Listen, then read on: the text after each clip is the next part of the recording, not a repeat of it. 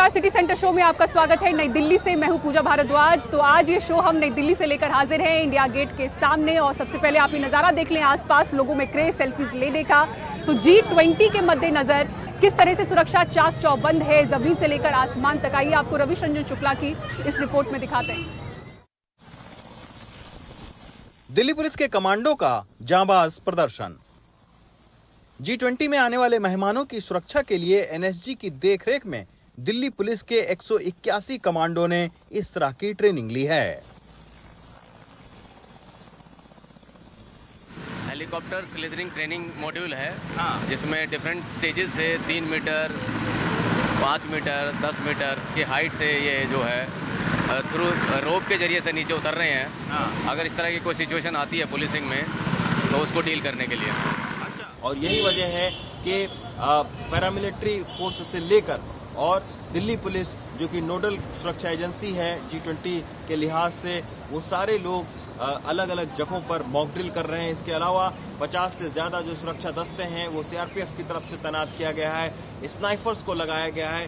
कुछ महिला स्नाइफर की ट्रेनिंग विशेष तौर पर जो है वो दी गई है। डॉग स्क्वाड को विशेष तौर पर तैनाती की गई है।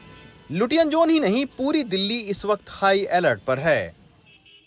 जमीन से लेकर आसमान तक दिल्ली के कई इलाकों की निगरानी इस तरह ड्रोन से भी की जा रही है। दिल्ली के महत्वपूर्ण 16 होटलों की निगरानी के लिए खास इंतजाम किए गए हैं। हर होटल पर एक डीसीपी की ड्यूटी लगाई गई है। G20 कार्यक्रम के दौरान दिल्ली पुलिस खास पोशाक में रहेगी। लुटियन जोन में 5 सितंबर से लेकर 10 सितंबर तक VVIP मूवमेंट के लिए खास उपाय किए गए हैं। जितने भी सिक्योरिटी के जो डायमेंशंस होते हैं, चाहे वो एयरपोर्ट सिक्योरिटी हो, रूट पे सिक्योरिटी हो, कारकेड मैनेजमेंट है, प्लेस ऑफ स्टे पे जो सिक्योरिटी है, जो इवेंट के वेन्यूज़ हैं उनकी सिक्योरिटी है, जो डिग्निटरीज हैं उनके पर्सनल सिक्योरिटी है, इन सबको ध्यान में रखते हुए बहुत ही डिटेल्ड एक सिक्योरिटी अरेंजमेंट्स का खाका तैयार किया है। और इसको इम्प्लीमेंट करने के लिए हमने अपने जो स्टाफ है उसको रोल बेस्ड ट्रेनिंग दी है, रिफ्रेशर ट्रेनिंग्स दी हैं। दिल्ली पुलिस ने लोगों से अपील की है कि 8 सितंबर से लेकर 10 सितंबर तक नई दिल्ली की तरफ आने से बचें। इस सदी का ये सबसे हाई प्रोफाइल कार्यक्रम है, इसी वजह से हर छोटी बड़ी चीजों का ख्याल रखा जा रहा है। नई दिल्ली से जेवियर के साथ रविश रंजन शुक्ला, NDTV इंडिया। और G20 को लेकर उन तमाम होटलों के बाहर फायर ब्रिगेड की गाड़ियां और एम्बुलेंस की गाड़ियां तैनात हैं, जहां पर विदेशी मेहमान रुकने वाले हैं। ली मेरिडियन होटल के बाहर 6 एडवांस लाइफ सपोर्ट एम्बुलेंस की तैनाती की गई है। इन पर G20 देशों के झंडों के स्टिकर लगे हैं। कुछ एम्बुलेंस पर देशों के नाम भी लिखे हैं। G20 शिखर सम्मेलन की तैयारियों को कैसे अंतिम रूप दिया जा रहा है, बता रहे हमारे सहयोगी परिमल कुमार। G20 समिट को लेकर तैयारियों को कैसे अंतिम रूप दिया जा रहा है, ये समझने और समझाने के लिए फिलहाल हम रायसीना रोड पर ली मेरिडियन होटल के पास हैं। और ये देखिए, ये ली मेरिडियन होटल है और सामने में ये आपको फायर की गाड़ी दिख रही होगी। तमाम उन जगहों पर इस तरह की फायर की गाड़ियां हो या फिर एम्बुलेंस हो, उनकी तैनाती अभी से ही कर दी गई है। और यहाँ पर देखिए, ये फायर की गाड़ी है। बाहर अगर आपको चल के दिखाएं, इसी ली मेरिडियन पे कल एक ड्रिल भी किया गया था अलग अलग एजेंसियों की तरफ से कि उस वक्त में कोई दिक्कत ना आए। और बाहर आपको दिखाएं तो एम्बुलेंस भी है, और जो एडवांस लाइफ सपोर्ट एम्बुलेंस होता है वो है यहाँ पर। और एक दो नहीं, पूरी एक अच्छी खासी तादाद है। कई एम्बुलेंस पे देश के नाम भी लिखे गए हैं। यहाँ पे अलग अलग कंट्रीज़ के झंडे भी आपको नज़र आ रहे होंगे। G20 के जो कंट्रीज़ हैं उनके झंडे आपको नज़र आ रहे होंगे। और इसी तरीके से तमाम वो होटल्स जहां पर डेलीगेट्स को रुकना है, अलग अलग देशों के प्रतिनिधियों को रुकना है, राष्ट्राध्यक्षों को रुकना है, वहां पर अभी से ही इस तैयारी को अंतिम रूप देने की एक कोशिश जो है वो चल रही है। पुलिस की भी तैनाती अंदर में है। और ये देखिए, बाहर में ये एम्बुलेंस एक लाइन से आपको बहुत सारे एम्बुलेंस रायसीना रोड पर ली मेरिडियन के ठीक बाहर नजर आएंगे। और ये जो एम्बुलेंस हैं वो बिल्कुल नए ambulance, advanced life support ambulance हैं, जिनकी ज़रूरत अगर उस वक्त पड़ती है तो इनकी तैनाती को लेकर पहले से ही एक रास्ता जो है वो तैयार किया गया। ये देखिए, ये तमाम एम्बुलेंस जो है वो बाहर में करीब 35 के आसपास एम्बुलेंस जो है वो अलग अलग लोकेशन पे मौजूद रहेंगे। और यहाँ पर आप देखिए, ये तमाम एम्बुलेंस है जो यहाँ पर रायसीना रोड पर फिलहाल इनकी तैनाती कर दी गई है और ये तैनाती अभी बरकरार रहेगी।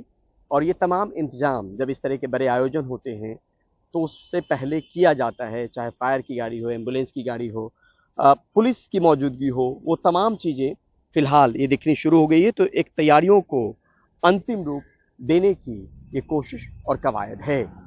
नई दिल्ली से Parimal Kumar, NDTV India.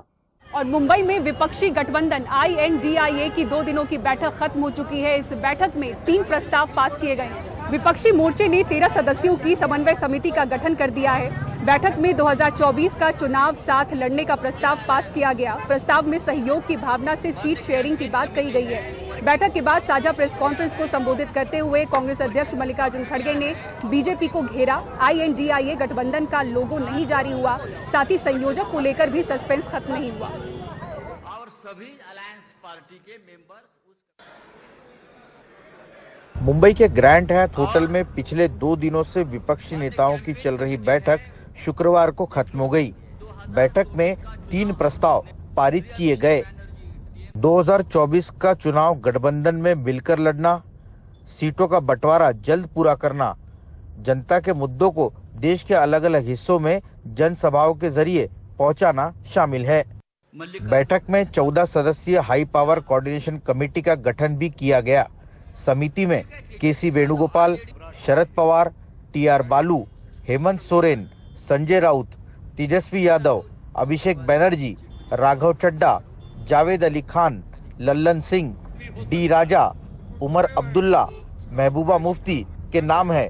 CPM की ओर से एक नाम अभी आना बाकी है। बैठक के बाद राहुल गांधी ने दावा किया कि इंडिया गठबंधन बीजेपी को आसानी से चुनाव में हराएगा। स्टेज पे जो नेता हैं, जो पार्टीज हैं, वो हिंदुस्तान के 60% लोगों को रिप्रेजेंट करती हैं। और अगर हम एक साथ मिलके चुनाव लड़ेंगे तो बीजेपी चुनाव जीत ही नहीं सकती है। इंडिया गठबंधन की बैठक की मेजबानी करने वाले शिवसेना UBT पार्टी के अध्यक्ष उद्धव ठाकरे ने भी मोदी सरकार पर जमकर हमला बोला। एक डर है, मन में डर है, क्या होगा, अब सेशन होने जा रहा है, क्यों बुलाए हैं, क्या होगा, आधी रात कुछ एक घोषणा हो जाती है, आज से ये बंद, आज से ये चालू। तो ये जो डर है, सब लोगों को हम एक विश्वास दिलाना चाहते हैं कि डरिए मत। भयमुक्त भारत के लिए हम सारे लोग इकट्ठा आए हैं। मुंबई में हुई बैठक में कई प्रस्ताव पारित कर साथ चुनाव लड़ने की बात तो नेताओं ने की, लेकिन संयोजक का नाम, सीट बंटवारे का फॉर्मूला, प्रधानमंत्री पद के नाम जैसे मुद्दों को छूने से नेता बचते दिखाई दिए। सीटों का बंटवारा 30 सितंबर तक पूरा करना है, लेकिन क्या ये इतना आसान होगा, ये बड़ा सवाल है। मुंबई से सोहित मिश्रा के साथ रौनक कुकड़े, NDTV इंडिया। और अब अगली खबर महाराष्ट्र के जालना से, जहां मराठा समाज के लोगों पर पुलिस ने लाठीचार्ज किया। 29 अगस्त से मराठा आरक्षण की मांग को लेकर लोग भूख हड़ताल पर बैठे थे। आज पुलिस ने कुछ प्रदर्शनकारियों को गिरफ्तार करने की कोशिश की, जिसके बाद माहौल तनावपूर्ण हो गया। पुलिस के मुताबिक आंदोलनकारियों ने पुलिस पर पथराव किया, जिसके बाद पुलिस ने लाठीचार्ज किया। लाठीचार्ज से नाराज प्रदर्शनकारियों ने हाईवे पर 2-3 वाहनों में आग लगा दी। पुलिस की कार्रवाई में कई लोग गंभीर रूप से घायल हो गए।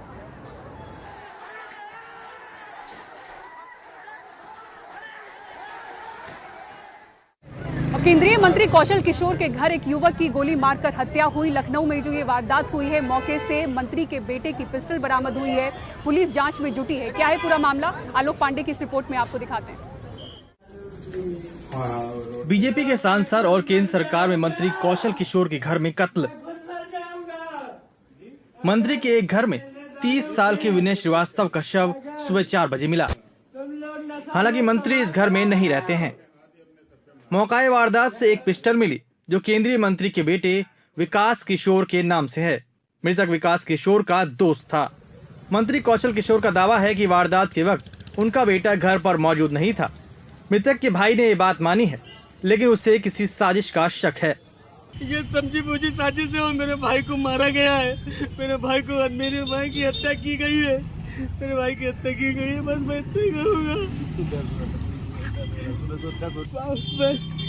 ये भी कह सकता हूँ बिल्कुल, क्योंकि वो पूरा पिस्टल भी उनको ले जाना चाहिए था, उनका पिस्टल भी घर पे था और उनको भी ये जैसे उसमें था कि जब दिल्ली जाते कहीं भी जाते थे तो उसको लेके जाते थे। कल वो क्यों नहीं उसको लेके गए और क्यों अपना पिस्टल भी नहीं लेके गए? सब कुछ ये सोची समझी साजिश है और मैं सब कुछ यही करता हूँ, मेरे भाई को क्यों मारा अमन, मेरे भाई को क्यों मारा? विकास का ही हथियार था वो पिस्टल, और चूंकि विकास दिल्ली गया था इसलिए पिस्टल जो है घर में ही रख करके गया था, और जब कहीं बाहर जाता था तो पिस्टल रख करके ही जाना पड़ेगा, क्योंकि उसका लाइसेंस जो है केवल उत्तर प्रदेश का। कैसे हथियार मिला ये वो लड़के जो पुलिस ले गई है वो बता पाएंगे कि उनको हथियार उनके हाथ में कैसे आया। पुलिस ने एफआईआर दर्ज की है। वारदात के वक्त घर में मौजूद 6 लोगों से पूछताछ की जा रही है।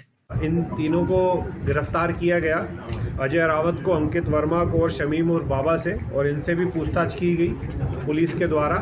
तो जो पूरा घटनाक्रम था वो इस प्रकार से सामने आया है प्रारंभिक पूछताछ में, प्रारंभिक विवेचना के दौरान, कि इसमें टोटल 6 लोग थे उस समय रात को। इनके द्वारा शराब का सेवन किया गया और साथ में ही जुआ जो है वहाँ पे खेल रहे थे। लखनऊ से आलोक पांडे की रिपोर्ट, एनडीटीवी इंडिया।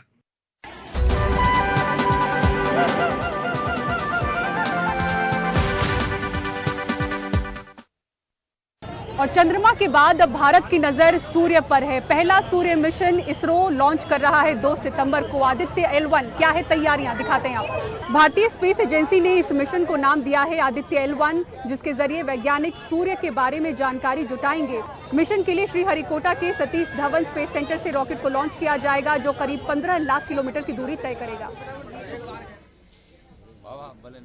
और एनडीटीवी इंडिया की पत्रकारिता को एक बार फिर से सम्मान मिला है। हिंदी पत्रकारिता के लिए बेस्ट अंडर 40 के विजेताओं को सम्मानित किया गया।